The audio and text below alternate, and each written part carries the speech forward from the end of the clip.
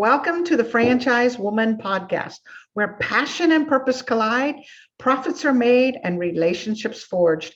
I'm Rebecca Monet, CEO and Chief Scientist at Zorkel Profiles, along with my co-host, community advocate, speaker, author, and entrepreneur, Tracy Kawa. Our special guest today is certified franchise executive, Ralph Yarusso. Ralph has a long history in franchising as a multi-unit franchisee and as past regional vice president of Meineke, and the last 9 years as chief operating officer with Grease Monkey International and Speedy Oil Change. Oh my goodness, that's a tough one. Ralph recently joined BrandOne as VP of Franchise Development. In honor of our veterans, we've asked Ralph, who is CDO of VetFran Committee, to join us today to discuss veterans and franchising and, of course, VetFran. Now, those of you that don't know, VetFran is an advisory committee of the International Franchise Foundation. The mission of the VetFran program is to help veterans access opportunities in franchising by encouraging franchisors to offer financial incentives to prospective franchisees who are honorably discharged veterans, educating those veterans, our community, about the opportunities of franchising and being a voice for veterans in franchising within both the franchise and veterans communities. The VetFran Committee provides strategic leadership, guidance, and support to VetFran program of the IFA Foundation. The committee works to advance the goals and the resources of the VetFran program. So welcome, Ralph. It's so good to have you here. Thank you, and thank you for inviting me. Yeah, I certainly appreciate it, and appreciate those kind words of introduction and the acknowledgement of what VetFran's all about. And what you're all about. You're about giving. You're about helping. You're on this committee and that committee, which we're going to talk about. But everything that I've known about you for the last 20 years has been about stepping up and filling the gap to help both franchisors and prospective franchisees. So thank you for carving out this time. We seriously appreciate it. My pleasure. Ralph, you seem so multifaceted, the little bit that I know about you already. First and foremost, thank you for your service to our country. How did you get into the Air Force? What was the story behind that? What were your thoughts and goals at the time? You know, I was young. Came right out of high school, and had an opportunity to join with a real good friend of mine from high school, and we had an opportunity which is pretty rare. We were able to secure a flight crew position, which is less than 2% of the Air Force actually flies. So we had tested out and were awarded these positions, which took about a year of schooling. We got involved and got started on that. And a year after we entered, we were flying C-141s around the world and delivering cargo to anywhere from Thule, Greenland to Kenya to South Africa to Japan. It didn't really matter. We flew everywhere and delivered what we needed to deliver. So we also were combat qualified as well. So we did a lot of the paratrooper, cargo airdrop type stuff. So it was an exciting time in the military for us. Wow. That's amazing. 2%. You're part of the 2%, Ralph. Yeah, well, the interesting thing about that, I like to use that analogy when I talk to franchisors. Because you've got support centers in franchising that support all the efforts of the franchisees, and it's the same thing with the military. 98+% of the Air Force support the flying mission, and less than 2% actually do the flying. But without the support people on the ground doing the things that they need to do, whether it's the mechanics or the air traffic controllers or even people in payroll and admin, it doesn't work without all the support systems in place. So, and I think the same equates to franchising as well. I think there's a lot of crossover from my understanding of how the military runs. And like you said, 98% are in support of those 2%. But I think there's a lot of crossover between how the military structure is and how it's run and this beautiful model called franchising. Would you agree? Absolutely. Yeah, without a doubt. I mean, SOPs in the military, standard operating procedures, right? And it's no different in franchising. It's just it's the same, you can use the same acronym across both models. So Agreed. how or when did that pivot come? You stepped out of the military and stepped into franchise. How was it that cut and dry? Not really. In fact, after I got out of the military, I actually I did studies in meteorology. I became a licensed weather observer, and I got my rating with the FAA to be a flight dispatcher. So I was licensed to work with the airline industry in dispatching aircraft and doing weather analysis and fuel projections and all of those sorts of things that you need to do to send a flight off with passengers on it. So got a job after the military. I continued in the military for an additional 5 years flying in the reserves. So I actually served for a little over 9 years. While I was doing that, I had an opportunity to study, and I'm trying to understand franchising a little bit better. That was presented to me actually by my father-in-law, who was a Carvel ice cream franchisee. And we had a friend at church who was a VP at a bank, and kind of a funny story, but he and his son had opened up a franchise, a Meineke car care franchise, back in the day. It was actually called Meineke Discount Mufflers, and he was a VP at a bank, and he saw some pretty healthy deposits being made by that franchisee. So they were doing pretty well, and my father-in-law approached me and asked me what I thought about maybe studying this a little bit. So we did, and fortunately, Meineke offered a reward or a discount, I should say, for veterans, and both my father-in-law and I were both veterans.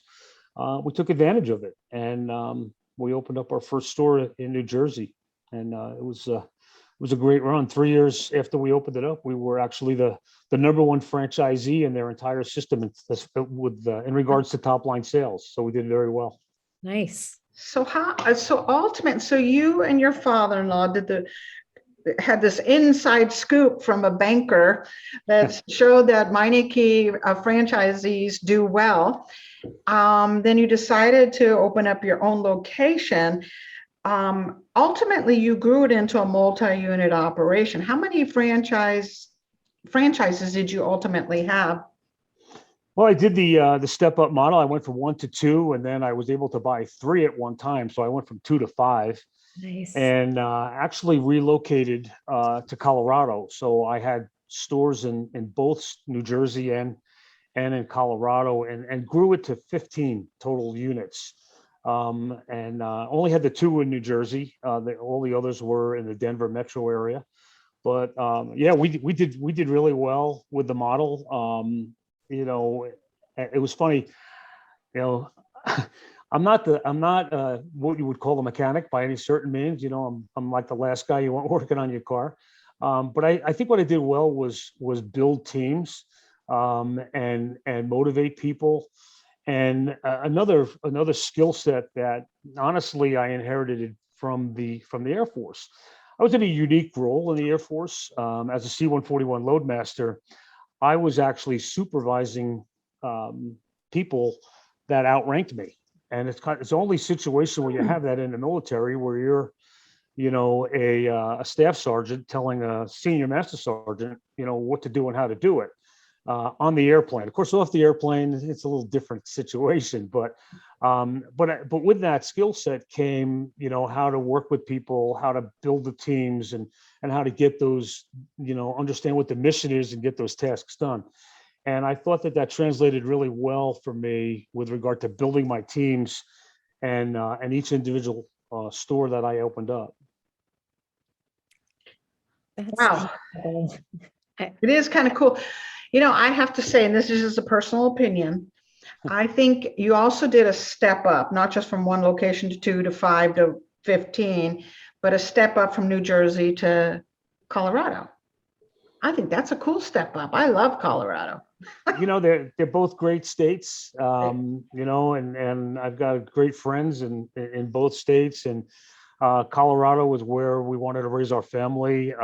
We have 6 kids, and they were all pretty young at the time. So everybody thought I was crazy. They're like, wait, in Upwards fact, them, yeah. and in fact, when we moved to Colorado, it was essentially 2 weeks after the 6th one was born. So we had 6 kids in 8 years, and we loaded up the truck and moved to Beverly, as they say, and off we went to Colorado. And in fact, I kept those 2 stores in New Jersey for additional 6 years after we located to Colorado. So I was binging back and forth between states. Yeah. But taking advantage of both. We would go back to New Jersey to go to the Jersey Shore in the summer and enjoy all the benefits that Colorado offered the rest of the year. So yeah, it was great. It's like the perfect world, Yeah. right? Got the beach and you got the mountain. That's like a perfect world. Right. And franchise being the platform that allowed that all to happen.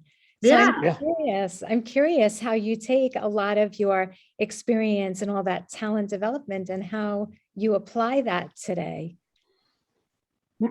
Well, today, it's been first of all, it's been a terrific career. Everything that I've done in franchising has been so rewarding for me, especially after I was a franchisee for 23 years in the Meineke system and had an opportunity to exit. I sold some stores to some store managers. I sold a couple to the 2 in New Jersey to my cousin, and did really, really well with it, and had an opportunity to exit.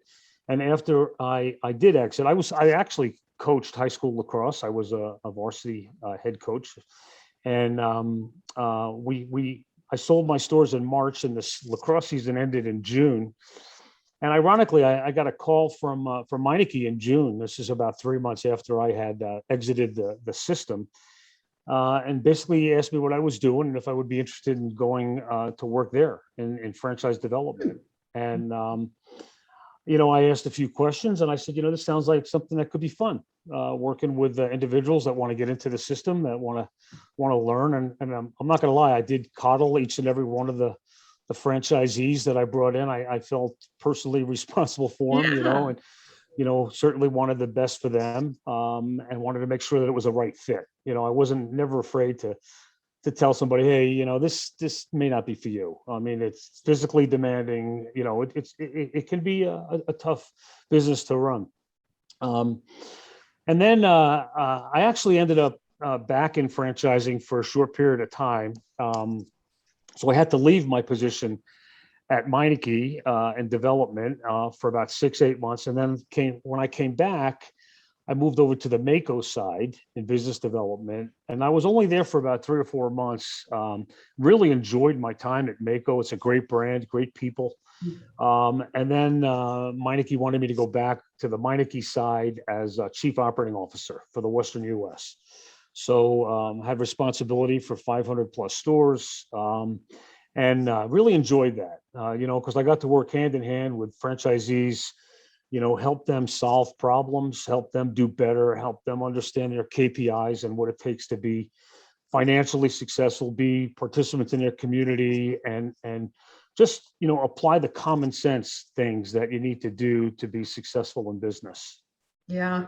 Having this operational side, because you ran 15 of your own locations, not only did it help on the development side, meaning making sure someone was a good fit, having this kind of vested interest in their success, but then moving to the operational side, you could speak firsthand about how to run a successful Meineke business. So no doubt you had incredible authority. Just kind of an off the wall question. what do you think is the most important attribute that a franchisee needs to have to be successful, whether it's Meineke or any franchise organization? I think character is probably the biggest attribute. You can go on and talk about being able to follow the model and the system, being a good leader, team builder. If you're working, in the business rather than on the business, then you're probably not doing something right. Right. So you need to be, one of the things that we did at Grease Monkey, that I was a big proponent of and helped create with the director of training there, was we called it PS 360. And PS is basically an acronym for people skills 360 degrees. And the reason for that was so many people think that, all that's important is the customers. Well, obviously they're very important. They are probably one of the most important things in being successful in business. But what about the person that delivers parts, or the accountant, or Yeah. anybody that you touch in business? 360 degrees, not just your immediate staff and your customers, but the franchisor, the franchisees, the training people, and so on. So understanding that and being receptive, to suggestions and working with other people and collaborating, probably the most important part, I believe, in franchising. And we created a whole training module at Grease Monkey on that aspect. PS 360. I love That's it. right. People Yeah. skills 360. Because bottom line, that's what it's about, right? It's that we can't build a business without people. And whether that's as a customer, as an employee, as a business partner, franchisor, franchisee, it's really comes down to the people side of the business. So I like that. I'm going to PS 360, where we're looking at every relationship that we have as a business owner. That's right. That's very That's cool. Yeah, it sounds like something from the gaming world. It does. It does. I love it. But So it sounds like Ralph, you look at a business from a very holistic standpoint, right? Like that 100,000-foot view. Do you find that it's tough getting people to look at their own businesses from that vantage point? It can be. It can be. I mean, when I went to Full Speed Automotive, which is Grease Monkey and Speedy Oil Change and Auto Service, I would pound the table and tell the operations people, your success is measured based on your ability to influence people to change. mhm. And I truly believe that. I believe that operations people, especially, they're the ones that are on the front line, and they're the ones that need to be meeting with franchisees and enlightening them with common sense, with delivering an exceptional customer experience each and every time, regardless of the product or the industry. And of course, if there's new initiatives by the franchisor, being able to influence the franchisee to change. So yeah, you could be holistic, as you mentioned, but I really believe it needs to be a discipline as well. I think that having, when you're a franchisee, you're signing up for the model, the system, Right. and you're part of that network now, and that brand equity is your equity as well. So yeah, I think that sometimes it requires a little tough love, but for the most part, people get on board pretty quickly when you can enlighten them and share best practices and demonstrate it, so people can be more successful. That's what it's all about. It is. I totally agree. Two of my favorite markers, by the way, influence and change catalyst. Yeah, that gets us moving in the right direction. So, Ralph, you have always gone above and beyond. Not only are you emotionally vested in the success of your franchisees, but you've stepped outside of that to affect policy, procedure, and to affect other organizations, the International Franchise Association, various committees that you have been a part of. So this is more than just about helping people make money. So what drives you to step up into the gap and volunteer your time to these various committees? I find the participation, especially at the IFA, International Franchise Association, you've got so many scores of people that are passionate about franchising, and the rewards that you get from participation. It's funny. 20 some odd years ago, I was chairman of the Franchise Advisory Council for Meineke and Ken Walker, who was the CEO at the time, and later on became the chairman of the IFA. He was very passionate about it as well, and on his dime, or on the dime of the company, they asked me to participate at IFA functions, starting with the franchisee forum. So I've been on the franchisee forum and the franchisor forum, both. So got to serve on both. Through that led me to VetFran. And something that I'm really, truly passionate about, helping veterans transition from military life, or even later on in life, if they served, they're entitled to some other benefits. And I'm passionate about that. And if I can help veterans find a way to enjoy business opportunities and business ownership and being an entrepreneur, all the better. Typically, a lot of people say, why do veterans, make good franchisees? And candidly, it's a little bit of the training that they got. Go back to those SOPs. In the military, they talk about doing things by the numbers, and franchising is no different. At the end of the day, you're doing things by the numbers prescribed in the operations manual or the standards manual by the franchisor.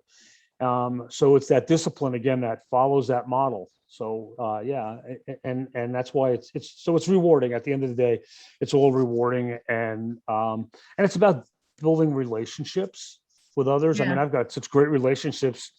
We tell a lot of jokes with Steve White, who's the current chairman of franchise of the VetFran, and Sean Falk, who was the treasurer. So Sean's a Marine and Steve's Army and I'm Air Force. So there's a lot of jabbing that goes back and forth about, well, Sean, don't worry, we'll talk slowly for you. We know you're a Marine, that kind of stuff, But we just have a lot of fun with each other. But ultimately, our goals are all the same, to help veterans get into franchising.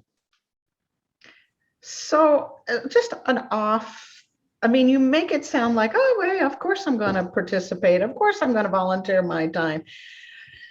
Is there a part of you that this is about duty, payback, some kind of calling or mantle you have? I mean, does it feel like that to you? Like I want, I must help? I think there's a little bit of that. I don't feel like it's an obligation, but more of just following my passion. I enjoy it too. So, if you can enjoy something and help others along the way, it's a win-win, right? So if I can help, again, I'm happy to do so, especially at this point in my career, and fortunately, the team at BrandOne, as you mentioned before, they're the best of the best, which is one of the reasons why I was attracted to joining them. And, they're also embracing the VetFran. And when I came here, I said, look, I'm slated to become the chairman of VetFran at the next convention in February of 22. Is that something that you guys are in alignment with?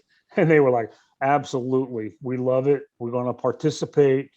we've got about 15 franchisors that we work with that are all gonna and want to participate in it as well.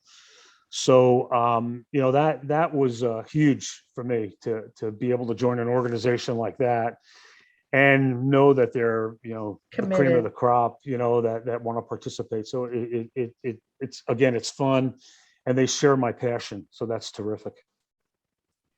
It seems like whatever you touch, you rise to that highest echelon. It's like I right, know he does. like the cream on the crop, You know what, I've just been lucky. I've been around great people, and some of the people at BrandOne, Dave Schaefer's and Jason Barclay, Michael Mudd. I've known them for long periods of time, and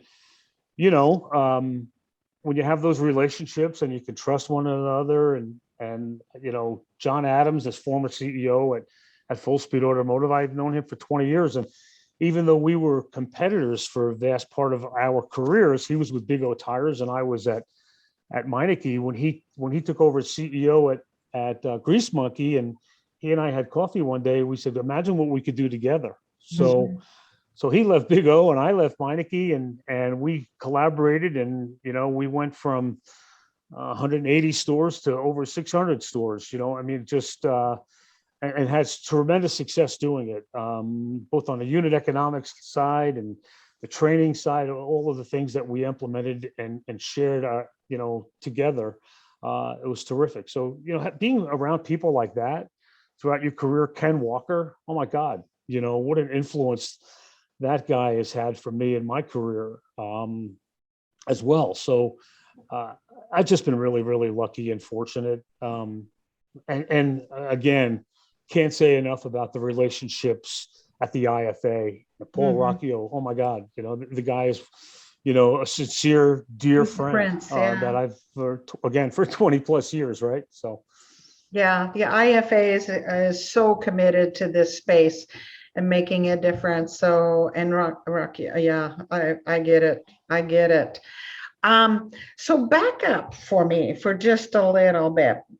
How does a franchisor get involved with VetFran? What do they need to do to show their commitment to to veterans?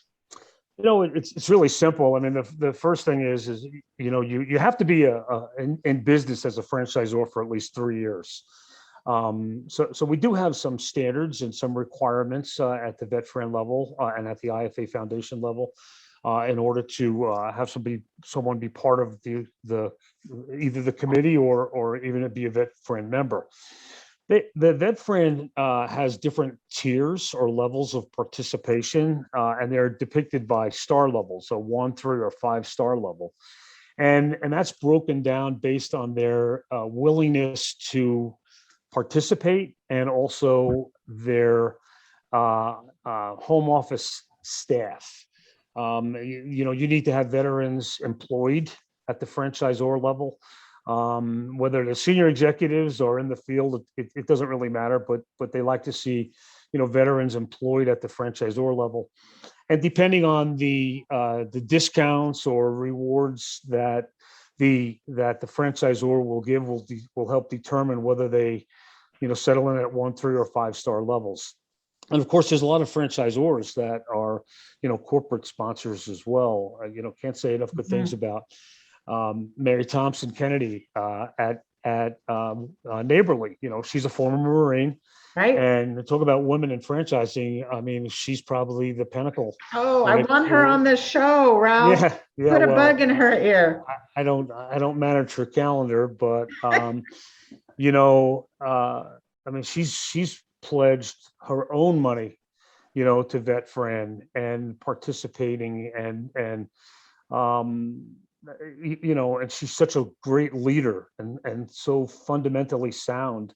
So you just can't say enough about, those kind of folks that participate, and whether at the franchisor level or, even at the franchisee level, we have franchisees that also sponsor and participate in VetFran as well. So just a great group of people to be part of and associated with. Agreed. Now I wish I was a veteran.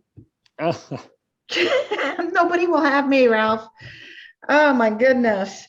So, as a prospective franchisee, um, how would they, you and your father-in-law knew you had some benefits as veterans financially to get into business. What do you recommend for a prospective franchisee as a first step and when they're considering going into business?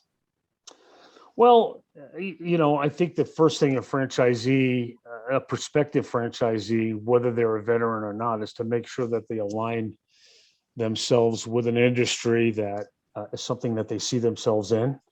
Mhm. I think that's critically important. Uh, Personally, once you've identified an industry, their due diligence needs to really focus on the training that's offered by the franchisor. I think that that's paramount, Mhm. and you find that out by in your due diligence when you're doing your validation calls with existing franchisees.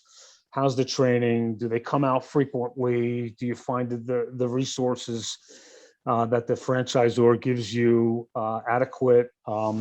Those sort of things. Mhm. And then trying to understand, okay, I'm a veteran. If all these things line up and you're a veteran, okay, who in the space in the industry, has programs for veterans? I can tell you that Grease Monkey, probably one of the best, if not the best, in the automotive space when it comes to deals for Veteran. franchisees. And the reason why is because I, we did a great deal of giving the veterans benefits, but we went a lot further than that, and we solicited to our vendors like ExxonMobil and Service Champ, and I can go on, or FPN, Mhm. Tom Epstein, and say, hey, we have a program for veterans. Will you participate as a vendor? And holy cow, they did. And Of and course. you know when and they did so, and they were proud to do so. And when you can have vendor participation coupled with your existing VetFran benefit, it's a win-win for everybody. So that's why their program is so strong. I don't know what a lot of other folks are doing right now, but I do know that in franchising, I'm pretty proud of that VetFran program that I built at Full Speed Automotive over the last 5 years or so. So it was a lot of fun. So That's listen up, franchisors. This is a great model to follow that Ralph created at Grease Monkeys. Yeah, that's tremendous. I believe also because over time, the actual benefits that the military offers, they've changed, haven't they? From what I understand, like they used to offer a little bit more to the veterans who are exiting. So it's incredible what you're doing with this program to really make getting into franchising more affordable for veterans. Yeah, exactly. I wouldn't necessarily couple those two um, concepts together, but yeah, it's definitely something that can sway a potential franchisee into franchising or not. One of the things that we tried to do, and this is a long time ago, was to try and get the veteran educational benefits that the military offered, and being able to use that for your training portion of your franchise program. It was difficult because a lot of the folks in Congress really wanted to see those veteran educational benefits affiliated with an accredited university or University. college, and I think that was where we ran into some issues. But it would sort of been nice to have some more open mindedness in Congress. But it's one of the reasons why you lobby in the Hill and you participate in the IFA to try and get those voices heard, on the Hill when you go to Washington. Thank you, IFA, right? Who That's fight right. so hard for us, and Paul Rocchio and the whole team. We really appreciate all you've done. That's All right. right, we need to wrap this up, but I have a burning question. Uh-oh. Um, 6 kids. Are any of them old enough now that they've decided to go into business for themselves, decided to go in franchising? Tell us about your children. Sure. So none of them have pursued franchising yet. They're all old enough. They're all done with college. And they're all off on their careers and they're doing very well. And I'm real proud of them. But they did spend a lot of time in my franchises. I bet. My daughter got her MBA at the University of Denver, and one of the professors there asked her a question about why you seem to be very savvy in business discussions, and she said, "Are you kidding me? Every night at dinner was like a board meeting." So um, they all I was very disciplined on phone procedures and training of phone procedures. So all my kids know how to answer the right phone. To this day, they can still know the script verbatim on some of the phone processes that we used to train in the stores. So they got it. They understand. They're all entrepreneurial, in fact. But yeah, we just had grandbaby number 6, and Aw. number 7 is on the way in February. So, but yeah, I'm really incredibly proud of my family and the kids' accomplishments and how they've all done. And maybe they'll get into franchising. I don't know. They're all doing really well with their careers. So, one's a nurse practitioner down in Dallas, and one's a CPA at KPMG. So they've moved on to big, to their careers, and knock on wood, they're all doing great. So yeah. That's amazing. Raise them up and the way they shall go, right? That's right. So they have a good foundation of family and business knowledge, and they're off on their own path. So we're gonna have to check back with you to see if any of them end up either creating a franchise or a business, or they come into the world of franchising. Tracy, any final thoughts? Just the man with the holistic view and the golden touch, really. It's a golden touch, like a Midas touch, right? Yeah. And Well, we try not to associate Midas with it. I know. I shouldn't have said that. At least No, I've got friends over there at Midas. They're all good people too, Oh. Yeah, no. I'm just happy that we have somebody like you, Ralph, advocating for our veterans. I'm just happy about that. Thank you. Yeah, well, like I said, it's certainly my passion and my pleasure to do that, especially as we're coming up on Veterans Day, and it gives us time to reflect and be thankful for those that have served. I mean, a lot of folks, they do put it all on the line when they sign up and join the military, and and I'll extend that even further to our police departments and fire departments, and all of those first-time responders, and everybody that participates in the community to make our lives better and safer. It's critically important. My brother was in the Army. My father was served in World War II in the Army. In fact, my mother she was British, and my father met her over in England, and she was in the Royal Air Force. Wow. Yeah, so she was decorated in the Royal Air Force, and she was they called it WAF back in the day, and so we're pretty military driven family, and passionate about our brothers in the military that have served and continue to serve. So As are we. We are endlessly grateful for the men and women who serve and protect us. Ralph, how would someone learn more about you, BrandOne? How would they be able to do that? Well, pretty simple. My email is Ralph Yarusso at brandonefd.com. So it's pretty easy to email me. Happy to give my cell phone number. It's 303-587-6373. Yeah, feel free to reach out to me if anybody has any questions or needs. I do have one plug that I do want to make, though, and that is Okay. we are getting ready to celebrate 30 years for VetFran at the IFA convention in February. And this goes back to Don Dwyer and the Dwyer Group, who initially started VetFran. So we hope to be making a big splash at the convention this year and hopefully get a lot of recognition. My understanding is Catherine Monson will be, she's a huge proponent of VetFran, as is Fast Signs. And Steve White will have some main stage recognition and activities during the convention. So yeah, 30 years, it's hard to believe. Wow. And I've been participating for about 2/3 of it, but really, if it wasn't for those guys 30 years ago to get it started and to put those efforts in, put money behind it, it probably never would have came to fruition. So, we have a lot to be thankful for all those founding folks that got it started.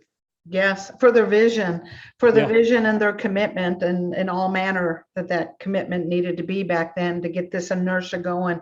So congratulations to VetFran. I'm looking forward to this celebration at the IFA convention in February. And thank you, Ralph, for joining us today and sharing your passion and your purpose and how they have collided. Hey, thank you so much. I really appreciate being invited. It's certainly an honor for me. Thank you. And the rest of you that have joined us, thank you for joining us here on the Franchise Woman podcast, where passion and purpose collide, profits are made, and relationships are forged. We'll see you next week on another episode.